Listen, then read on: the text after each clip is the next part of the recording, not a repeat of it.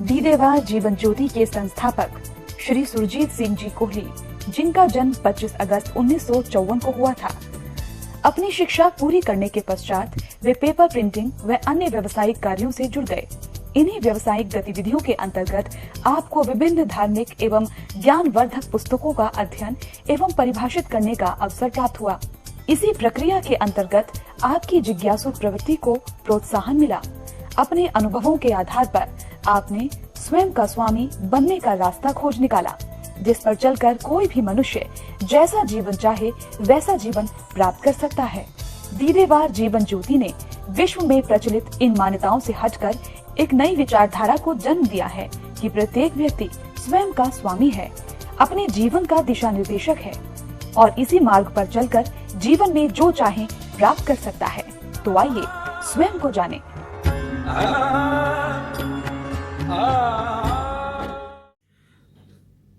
आज का विषय हमारा शाकाहार और मांसाहार अर्थात वेजिटेरियन एंड नॉन वेजिटेरियन।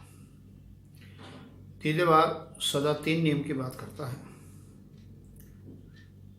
पहला प्राकृतिक नियम, दूसरा मानव का व्यक्तिगत नियम और तीसरा मानव द्वारा बनाया हुआ उसका समाज का सामाजिक नियम। प्राकृतिक द्वारा जितना भी जीव जंतु है, मानव भी है और जिसके अंदर प्राण है, जो नित्य प्रति अपने भीतर बदलाव लाता है, वनस्पति भी उसके अंदर एक जीव है। मगर मानव ने अपने व्यक्तिगत नियम को शाकाहार और मांसाहार में 2 भागों में अपने आहार को बनाया है। एक वनस्पति को उसने शाकाहार कहा है और ये वनस्पति है क्या, और एक को मांसाहार कहा है और ये मांसाहार है क्या। सर्वप्रथम हमें शाकाहार और मांसाहार में क्या अंतर है उसका ज्ञान लेना होगा। शाकाहार प्राकृतिक द्वारा वो है जो अपने स्वयं का आहार स्वयं ही बनाता है, किसी और का सेवन नहीं कर सकता। अर्थात जितना भी फल है, जितनी भी सब्जी हैं, वो जिस धरती के अंदर या वृक्ष पे या फल हैं, जितने भी हैं वो अपने आप ही बनते हैं और बनने के बाद वो किसी दूसरे का आहार तो बन सकते हैं, मगर वो स्वयं को किसी और का आहार ग्रहण करके स्वयं के लिए नहीं कर सकते। ये शाकाहार है। और जो जीव अपने आहार के लिए स्वयं अपने आप को नहीं भीतर से बना सकता और वो किसी दूसरे का आहार लेता है, वो शाकाहार भी हो सकता है और मांसाहार भी हो सकता है। अर्थात वो वनस्पति का भी सेवन कर सकता है और किसी भी जीव जंतु प्राणी का भी सेवन कर सकता है। और जो वनस्पति है वो एक ही स्थान पर रहती है, जो स्थिर है, जिसके अंदर बदलाव नहीं हो सकता स्थान का। और बाकी जितने जीव जो अपने स्थान से बदलाव करते हैं, चाहे पशु हैं, पक्षी हैं, कीट है, पतंग हैं और मानव हैं, सभी चलन अवस्था के अंदर होते हैं, स्थिर नहीं होते। और मानव ने इन्हें मांसाहार कहा है। और जो एक जगह स्थिर हैं और स्वयं का आहार स्वयं के द्वारा ही लेते हैं, किसी और को आहार नहीं ले सकते, उसे शाकाहार कहा है। मगर प्राकृतिक नियम के अनुसार शाकाहार और मांसाहार में कोई अंतर नहीं है।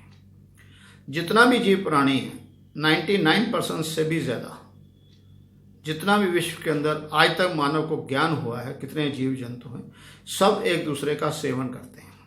वो शाकाहार का भी सेवन करते हैं और अनेक तो ऐसे हैं जो शाकाहार का सेवन ही नहीं करते, वो दूसरे जीव जंतु का ही सेवन करके अपना आहार बनाते हैं। तो प्राकृतिक द्वारा इसमें किसी प्रकार का कोई फर्क नहीं, और किसी और जीव जंतु में भी इस प्रकार का उसके भीतर बुद्धि नहीं होने से, वो बुद्धिजीवी ना होने के कारण उसके लिए भी कोई अंतर नहीं। मगर मानव है जिसके अंदर बुद्धि है, और उसने इनको अपने अंदर अपने विचारों द्वारा एक अलग तरीके का समाज गठन कर लिया और इस मतभेद में पड़ गया। और मतभेद भी कितना कि शाकाहार खाना भी है तो उसमें भी कुछ शाकाहार का सेवन नहीं करने वाला एक समाज है और कोई समाज किसी और का सेवन करने वाला नहीं। शाकाहार के अंदर भी डिफरेंशिएट किया गया है। और मांसाहार के अंदर जो मांसाहार खाते हैं समाज, उन्होंने भी इतना डिफरेंशिएट किया है कि एक पशु का आहार नहीं खाना है और दूसरे पशु का खा सकते हैं, और दूसरे समाज ने उस पशु का नहीं खाना, किसी और पशु का खा सकते हैं। और यहाँ तक भी सामाजिक डिफरेंसेस हो गया है कि उसके वध करने का, पशु के वध करने की कौन सी प्रक्रिया अपनाई गई है उसमें भी अंतर करा है। अगर खाना है तो अगर इस प्रक्रिया से अगर उसका वध हुआ है तो हम उसका आहार लेंगे, और दूसरी प्रक्रिया से हुआ है तो हम उसका आहार नहीं लेंगे। अर्थात मानव ने अपने समाज के लिए अपने विचारों द्वारा इतने मतभेद पैदा कर लिए। दीदेवार इन किसी को भी अपनी सहमति प्रकट नहीं करता है।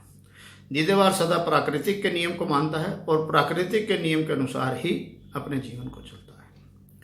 और प्राकृतिक के अनुसार मानव सबसे उत्तम है, और हम अगर इसको इंद्रिय के हिसाब से समझें तो मानव ने अपनी इंद्रियों को सेवन करने से हिसाब से उसको डिफरेंशिएट भी करा, उसकी मांस की क्वालिटी को भी फर्क समझा गया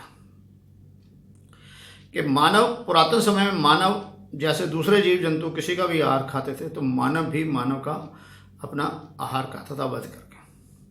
जब मानव की बुद्धि ने थोड़ी प्रगति करी, उसमें समझ आई, तो उसने कहा मानव 5 इंद्रिय है, इसको मत खाएं, हम पशु को खाएंगे, वो 4 इंद्रिय का मालिक है, क्योंकि उसके अंदर मन का वृद्धि नहीं हो सकती है और बुद्धि भी बहुत सीमित दर से है। तो हमने जानवर को खाना शुरू कर दिया, और जैसे जैसे मानव को और पता चला तो मानव ने कहा ये इसको रेड मीट के नाम से इसका सेवन ना करें, हम 3 इंद्रिय का सेवन करें, पशु जो है उसको छोड़कर पक्षी का, जैसे चिकन है, मुर्गा है। और मानव ने और ज़्यादा सेंसिटिव होकर और गहन अध्ययन करा, तो फिर उसने कहा इसका भी सेवन ना करें, अगर मांस भी खाना है तो हम 2 इंद्रिय वाले सेवन का करें, वो है जल जंतु जो समुद्र के अंदर होते हैं, मछली हुई या दूसरे आहार हुए। और क्योंकि 5 इंद्रिय को खाने में 5 इंद्रिय का सेवन, उसमें शक्ति ज़्यादा लगती है, उसको पाचन शक्ति ज़्यादा लगती है। 4 इंद्रिय को पाचन करने के लिए 5 इंद्रिय की मेहनत कम लगती है। 3 इंद्रिय को हजम या उसको पाचन करने की क्रिया में उसकी ताकत शक्ति कम लगती है, और 2 इंद्रिय को खाने में उससे भी और 1 इंद्रिय पूरा मानव जगत, चाहे वो कितना भी बड़ा मांसाहार क्यों ना हो, वो 1 इंद्रिय अर्थात वनस्पति का सेवन अवश्य करता है। डायरेक्ट करे या इनडायरेक्ट करे, मसाले के माध्यम से भी करेगा। मसाले जितने भी किसी भी के अंदर आते हैं वो वनस्पति ही है।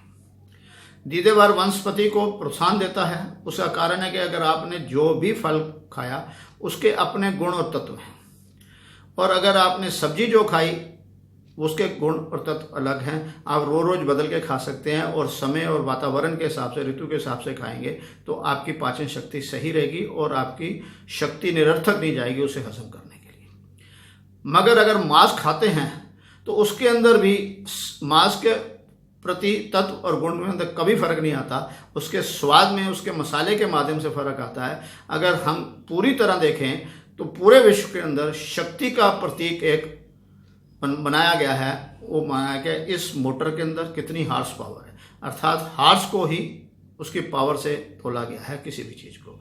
और हार्स 1 इंद्रिय अर्थात वनस्पति का ही सेवन करता है। हमें स्वयं को निर्णय करना है कि हमें शाकाहार रहना है या मांसाहार रहना है।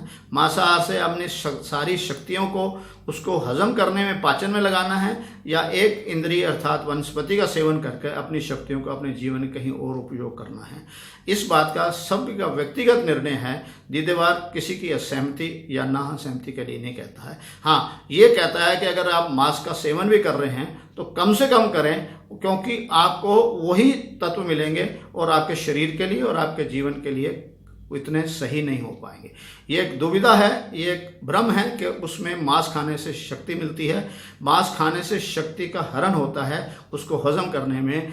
शाकाहार खाने में शक्ति बचती है पर उसमें शक्ति लगती नहीं है, उसका उपयोग कर सकते हैं।